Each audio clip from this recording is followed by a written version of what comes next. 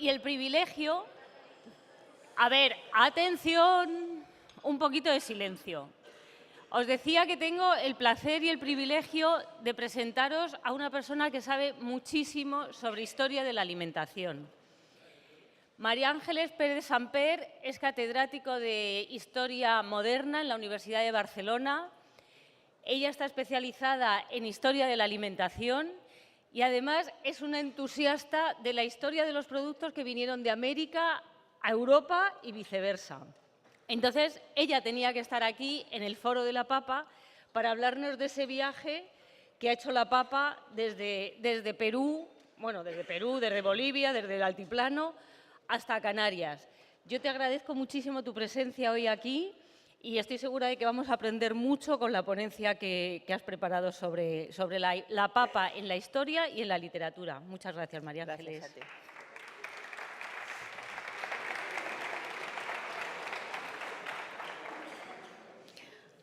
Bien, muchísimas gracias a todos los que han hecho posible que esté hoy aquí en Tenerife, hablando de la papa, gozando con todas estas demostraciones culinarias de cocineros que son auténticos cracks. Y bueno, todo un placer y agradezco muy especialmente a Julia la invitación y además esta presentación tan amable. Bien, la papa en la historia y en la literatura es un viaje apasionante y yo voy a intentar aquí hacer un pequeño resumen porque el tema da para mucho. Algunas de las cosas primeras que se vieron ya ayer las pasaré más rápidamente. Hay que decir de entrada que la alimentación, como todos sabemos, es una necesidad vital de todos los seres humanos, en todas las épocas, en todos los lugares. Y las costumbres alimenticias, contra lo que podemos pensar hoy día, porque vivimos en una etapa de grandes novedades y de grandes cambios, a lo largo de la historia no siempre se ha tenido ante la novedad una actitud positiva, sino que muchas veces la novedad se ha visto con recelo y con ciertos prejuicios. Sin embargo, acaba imponiéndose la novedad y la historia de los productos americanos es como esa radical novedad de ese don que se encuentra en el intercambio de productos, pues va siendo adaptado, va siendo asumido y va siendo incorporado. Es un gran viaje de los alimentos en una y otra dirección. De hecho, es un primer fenómeno de globalización, ya que hoy día tanto hablamos de esto. No solamente son productos que de España van a América o de América vienen a España, sino que se extienden por Europa, incluso luego pasan a Asia a través de los circuitos comerciales portugueses y españoles, y luego también a África, en fin, de alguna manera llegan a todas partes en un tiempo que a nosotros nos puede parecer hoy día lento, porque vivimos en una época de comunicaciones y transportes realmente maravillosos, pero que fue realmente muy trascendental porque cambió la historia. Cambió la historia del mundo y cambió la historia de todos y cada uno de nosotros, porque, en fin, hoy día estamos tan acostumbrados a tener en la mesa papas o tomates o tantas cosas que hace 500 años pues nosotros aquí no hubiéramos conocido. Bien, un fenómeno pues de globalización. Bueno, ahora no pasa, nos hemos quedado globalizados. Ahora. Bueno, son muchos productos y el tema es que tanto el maíz como las patatas, que son dos productos de los más importantes desde el punto de vista nutricional que se encontraron en América, sin embargo, costará mucho introducirlos, costará mucho incorporarlos. Fue mucho más fácil el pimiento o fue mucho más fácil el pavo. Sin embargo, el maíz y las patatas se obsesionaron por convertirlas en pan y entonces les costaba mucho competir con el pan de trigo, que era el habitual, era el básico y que siempre les parecía mejor. La papa pues tiene una larga historia en América, que voy a prescindir porque ya la conocen y bueno, el día pasado pues ya se comentó. Y bueno, las fotografías, las imágenes son evocadoras, no tienen una precisión, diríamos, científica al discurso que yo pretendo. Bien, pues estas papas en América pues representaban el sustento de gran cantidad de población, sobre todo en América del Sur. Y es precisamente unos testimonios, ¿no?, que encontramos en muchas cerámicas y en muchas representaciones de culturas precolombinas. Y será el alimento que más tardíamente encontrarán los españoles, pero no será el menos importante, sino que acabará siendo importantísimo. Uno de los primeros testimonios, y esto es bien conocido, es el de Juan de Castellanos, que al remontar el río Magdalena encontraron, entre otros productos que consumían los pobladores de aquellas tierras, pues turmas, que es como ellos les llamaban, porque siempre daban nombres un poco por similitud a productos conocidos, y decían que eran raíces harinosas de buen sabor, un regalo para los indios y golosina para los españoles. Juan de Castellanos, en Elegías de varones ilustres de Indias, pues es donde hace esta cita, donde recoge esta descripción de las turmas, que son las papas. Bien, mucho más hablará de las papas Pedro Cieza de León, que en su Crónica del Perú pues da mucha información, y vuelve a la comparación con las turmas, el cual después queda tan tierno por dentro como castaña cocida. Hay muchas veces esa comparación con la castaña. Da mucha información también sobre el chuño, este sistema de secar al sol, otras veces también de congelar, para poder conservar papas de una cosecha a otra, en zonas además, en fin, de gran altura y que pues, no disponían de cosechas de cereal. Incluso es interesante este dato que da de que hubo españoles que se hicieron muy ricos proporcionando papas y chuño de esa papa conservada para los habitantes y los trabajadores de las grandes minas de Potosí, las grandes minas de plata. O sea que la papa ya fue un gran negocio en América, suministrando víveres a los mineros de Potosí. Y luego hay muchos otros cronistas y muchos otros tratadistas que hablan.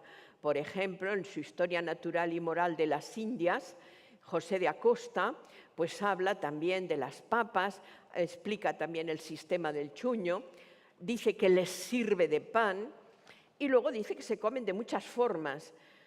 Cómense también las papas así frescas, cocidas o asadas.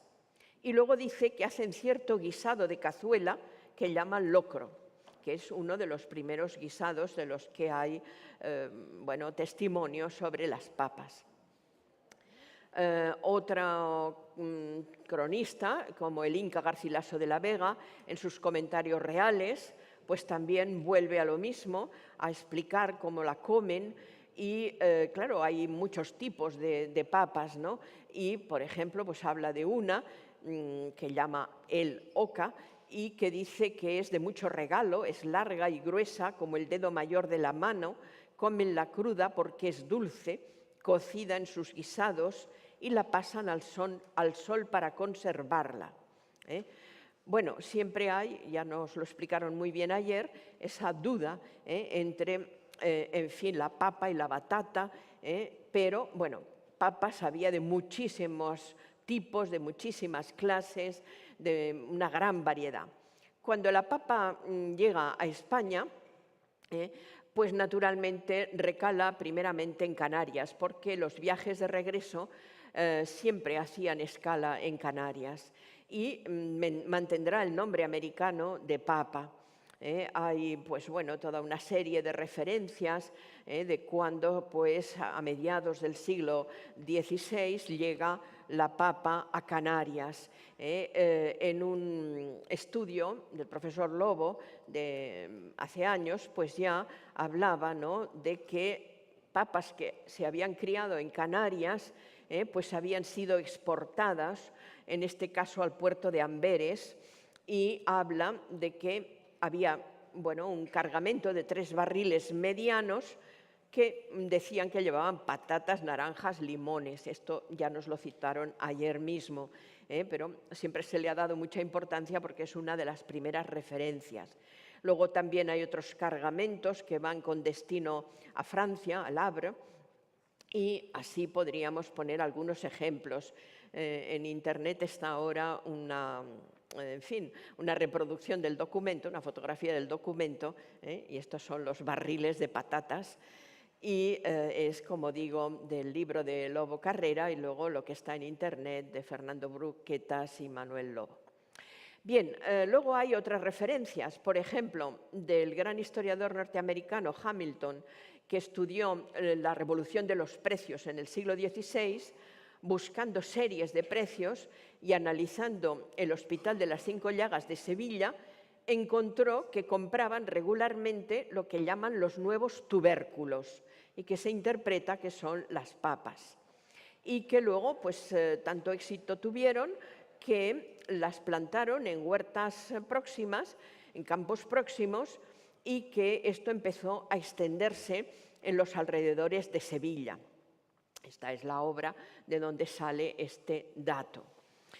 Hay otro dato que siempre suele comentarse, que son las papas que acaban llegando a Ávila a través de Santa Teresa de Jesús.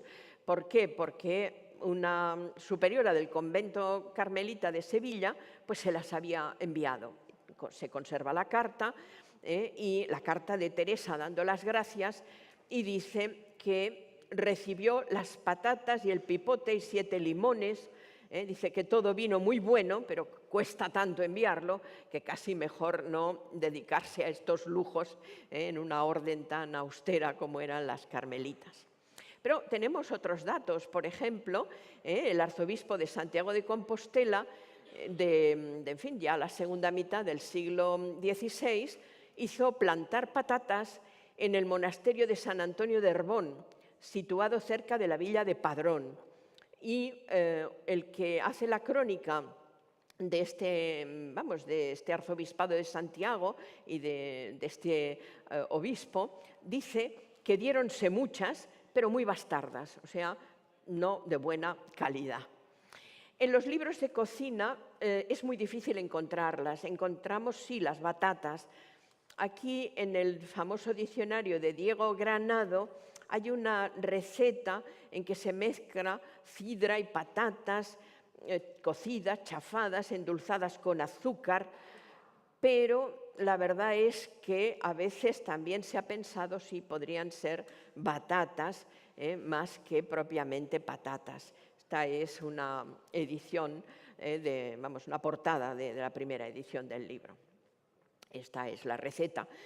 Si alguien tiene curiosidad, todos estos recetarios están online y pueden consultarlos.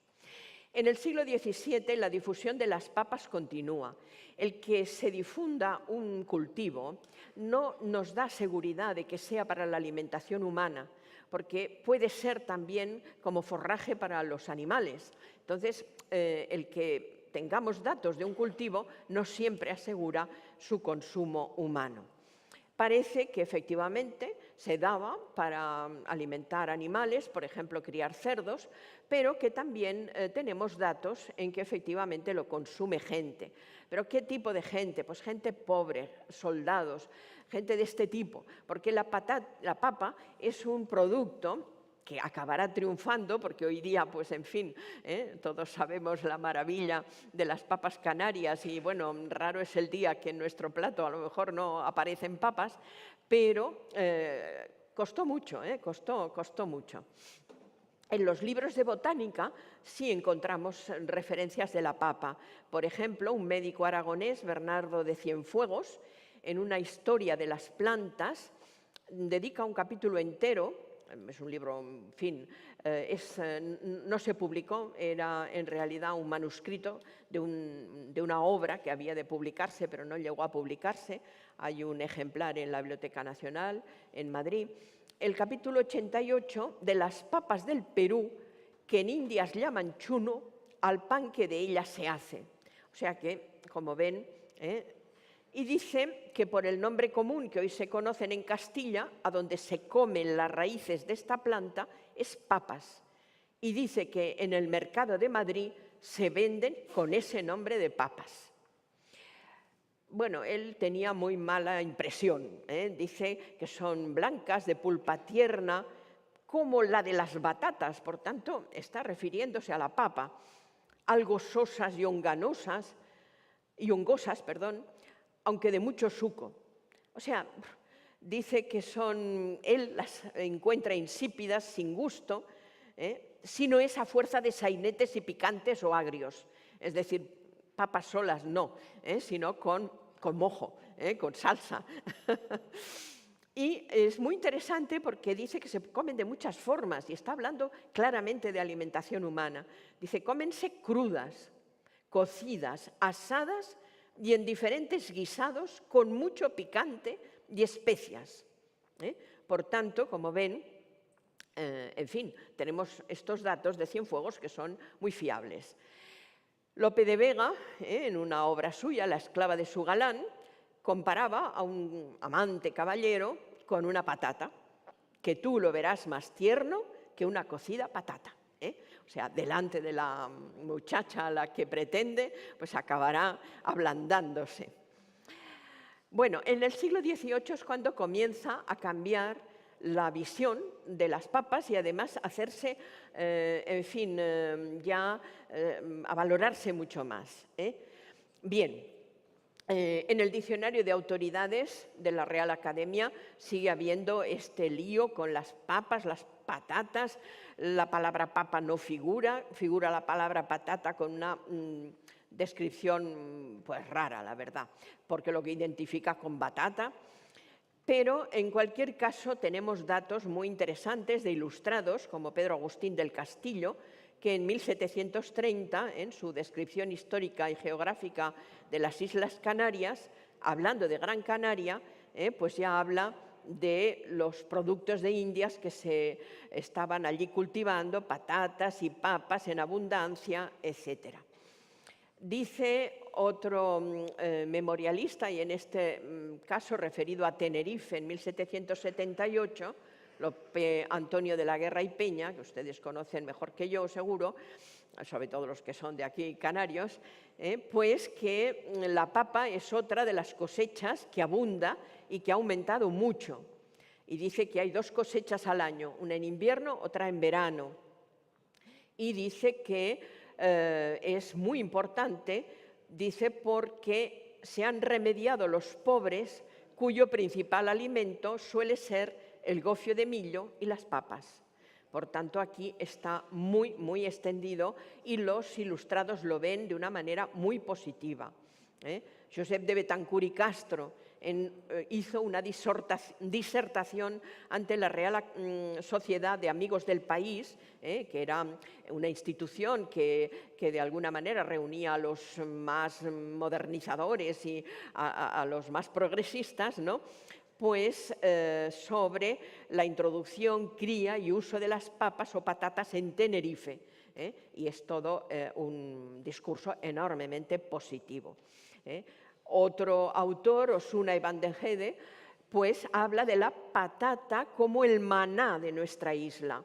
Es decir, una especie de alimento mágico, milagroso, que podía alimentar a todos y que se cultivaba muchísimo y que ayudaba a compensar las hambres que se pasaban antes de la patata, ¿no?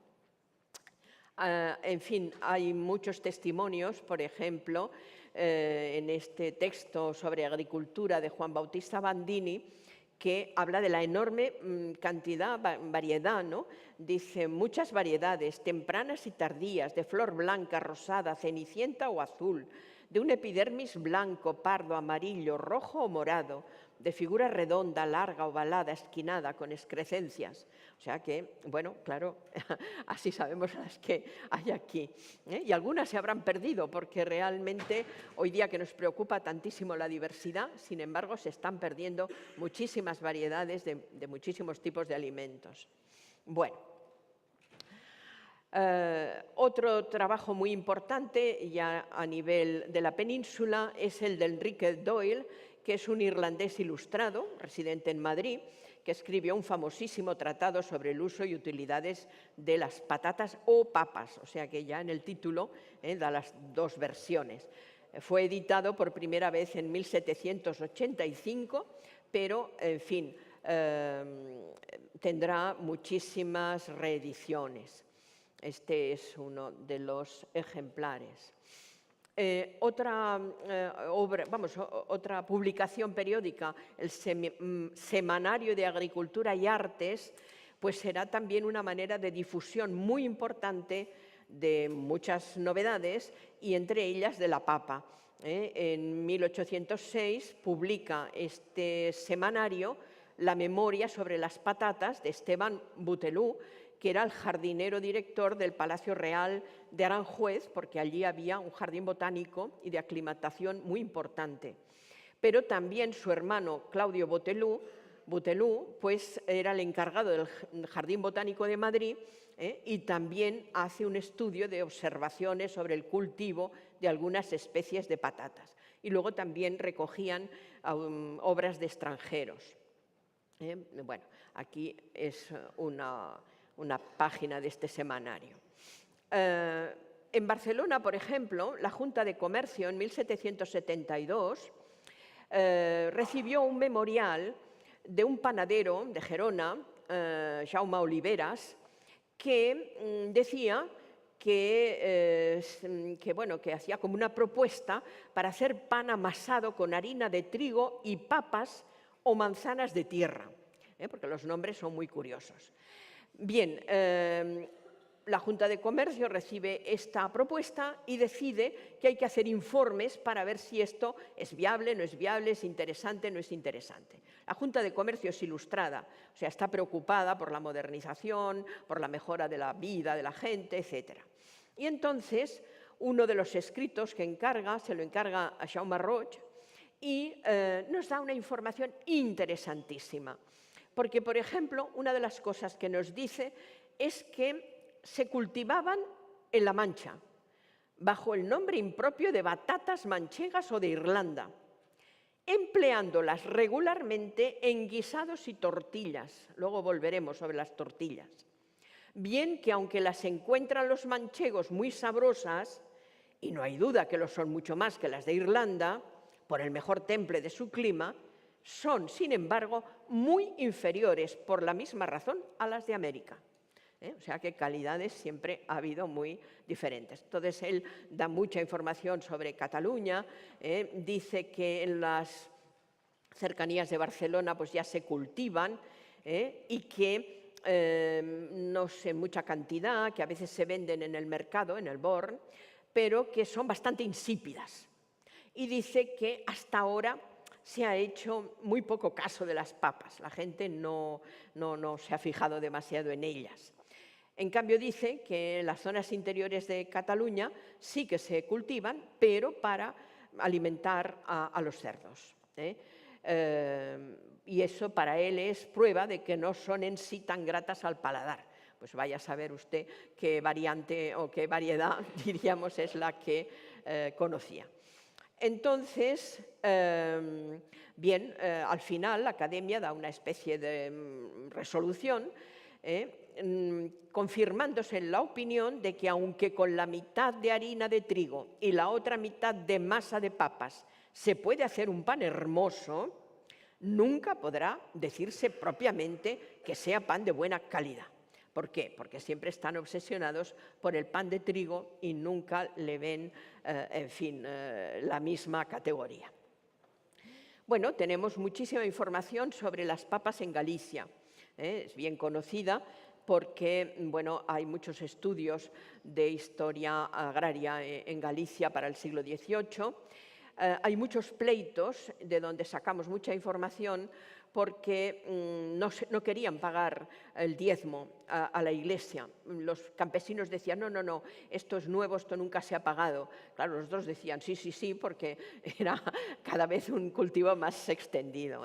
Y, por ejemplo, en un pleito de 1768, un testigo que afirmaba que las patatas, allí las llaman patatas, o de muchas maneras, porque las llaman también, por ejemplo, patacas o castañas de Indias, que es un nombre muy bonito, no solamente por ese sabor que a veces tienen, sino porque las castañas, las papas sustituyeron el papel de las castañas que antiguamente pues, se utilizaban para remediar y compensar la falta de cereal.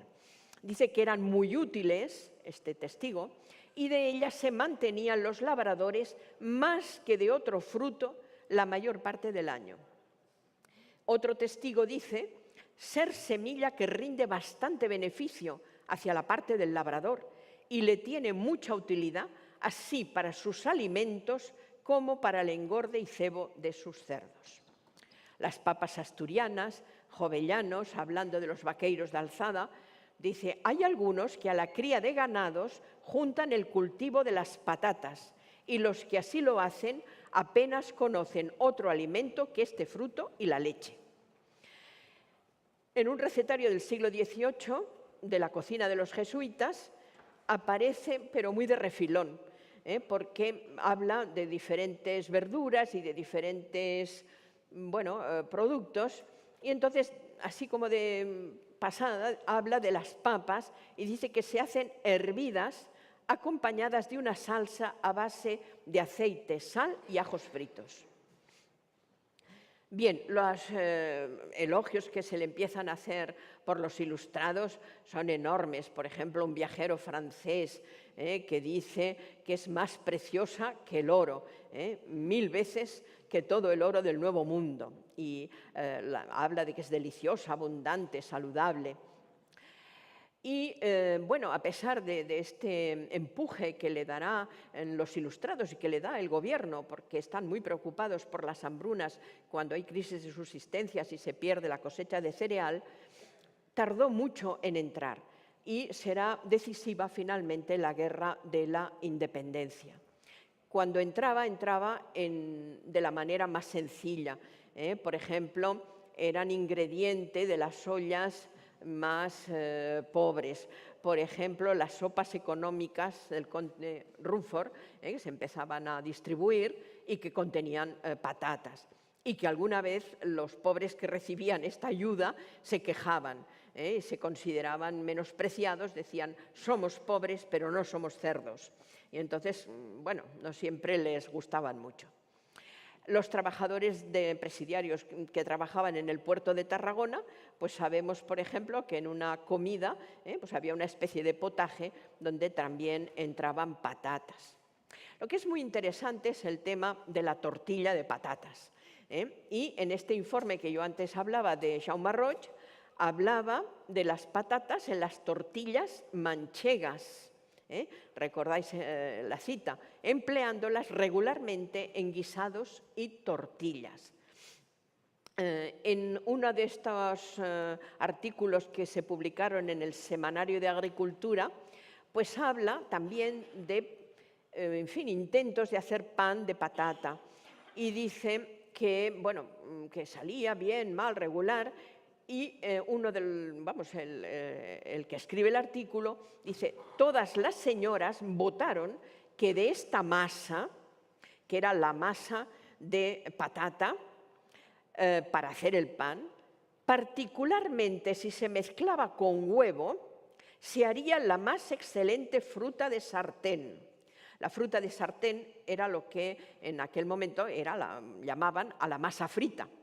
Antes hemos visto fruta de sartén, los churros, pues hay este pequeño detalle, ¿no? Y luego todos conocemos, es más conocido este dato de este memorial dirigido a las Cortes de Navarra, donde habla de que 2 o 3 huevos en tortilla para 5 o 6, porque nuestras mujeres la saben hacer grande y gorda con pocos huevos, mezclando patatas u otras cosas. Era una forma de alargar los huevos en situaciones de gente, en fin, muy necesitada, diríamos. Bueno, tortilla de pata. Y en fin, rápidamente, las papas en el siglo XIX es cuando de verdad triunfan. Entonces sí que siguen siendo papas para gente más pobre, más sencilla, trabajadora, pero también para los ricos. Por ejemplo, Ramón de Mesonero Romanos, en sus Memorias de un setentón, recuerda historias de Madrid y concretamente el hambre de la Guerra de la Independencia, y dice que la papa se adoptó para compensar la falta de pan, y fue esta nueva y providencial planta de la patata, desconocida hasta entonces en nuestro pueblo. Por ejemplo, Ildefons Cerdà, cuando prepara esa gran renovación urbanística de Barcelona, previamente hizo algo muy interesante, que fue un estudio de cuál era la situación de los habitantes para ver cómo hay que hacer esas casas y esos barrios, ¿no? Y entonces habla de los gastos de una familia obrera a mediados del siglo XIX y habla de patatas para la cena. Es una comida sumamente pobre, de pan, de sardina arengada, o sea, sardina seca y salada, y habla pues de que, bueno, no hay carne, no hay prácticamente nada, pero hay patatas para la cena. Benito Pérez Galdós, ya que hay que elegir un escritor, pues vamos a elegir a un canario, pues cita la papa y además da una información muy interesante en uno de los episodios nacionales, Zumalacárregui, que a lo mejor de ahí ha nacido esa especie de confusión. Bueno, es una obra, una novela que él escribe a finales del siglo XIX, prácticamente en el XX, ¿no? Pero la novela narra el comienzo de la Primera Guerra Carlista en 1834-35. Entonces, hay que darle mucha fiabilidad a Galdós, porque en los episodios nacionales se documentaba muy bien. Por tanto, no es simplemente un invento. Y entonces recoge en una especie de diálogo las diversas visiones que hay sobre la papa en esa época. Uno de los soldados dice: para el rancho de hoy me han dado una cosa que llaman patatas. Mire, son como piedras. ¿Esto se come? Y el otro le contesta: ¡qué bruto! Es una comida excelente. Y entonces, claro, este que está en contra dice: en mi pueblo no comen esto las personas, sino las monjas por penitencia, según dicen, y los marranos, con perdón. Y entonces el otro dice: no, en mi pueblo se cultivan las patatas y se comen y saben tan ricas. O sea que el otro insiste que le parece que esto no es bueno, no es sano, dice que le saben a jabón, y que en todo caso que se las coman, en fin, esto es muy divertido, ¿no? Porque dice que se las coman los extranjeros, ¿no? Bien, en otras novelas de Galdós también están, en Fortunata y Jacinta, cuando quieren ayudar a este niño que han recogido, le dicen que le van a dar de comer lo que quiera y el niño quiere patatas.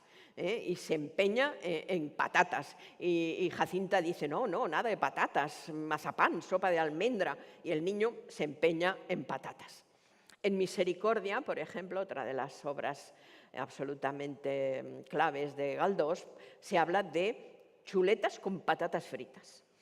Y así podríamos poner muchísimos ejemplos. En una revista de humor, pues habla en una oda a las patatas, bueno, pues es como una alabanza en broma, ¿no? Furioso las he visto fritas, asadas, con arroz, calientes, ya guisadas, ya en pisto, pero en tortilla, ay Cristo, me hacen de gusto tiritar los dientes. Bueno, tortilla española, por ejemplo, en el diario El Observador, ya la llama tortilla de patatas como tortilla española. Todos los artificios extranjeros caerán por su base ante unas patatas fritas a la española, ante una tortilla al uso del país. O sea que, bueno, si tuviéramos que encontrar obras de arte, pues bueno, no es fácil en el arte español, pero bueno, todos sabemos los comedores de patatas de Van Gogh y el cesto con patatas también de Van Gogh. Y en los libros de cocina de los siglos XIX y XX, pues bueno, vamos viendo cómo cada vez se recoge más. Por ejemplo, La cuinera catalana, que empieza a publicarse como por fascículos en el 1835, pues habla de una tortrada de patatas, que es una especie de coca, por llamarlo de alguna manera, de patatas, ¿no?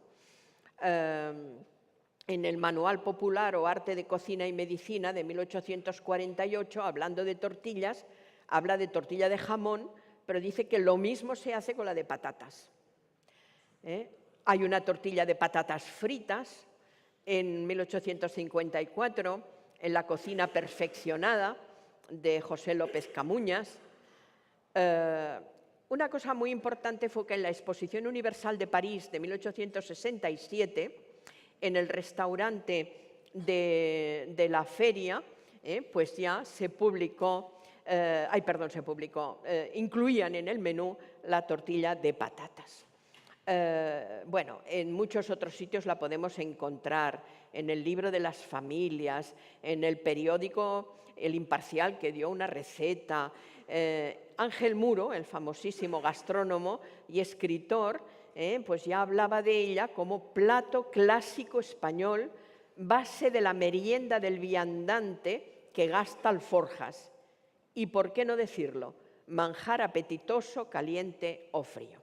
Patatas de mil maneras, en el Practicón de Ángel Muro hay una lista larguísima, en la Condesa Pardo Bazán otra lista larguísima, y el triunfo de las papas pues será de todas maneras, estoy acabando, ya sé que me he pasado de tiempo, pido disculpas, pero simplemente como último decir que los grandes del siglo XX y del siglo XXI pues también han jugado con las patatas, ¿no? Ferran Adrià en su deconstrucción de la tortilla de patatas, o incluso en esa famosa tortilla de patatas chips, que también tiene su gracia y que está en la comida de la familia.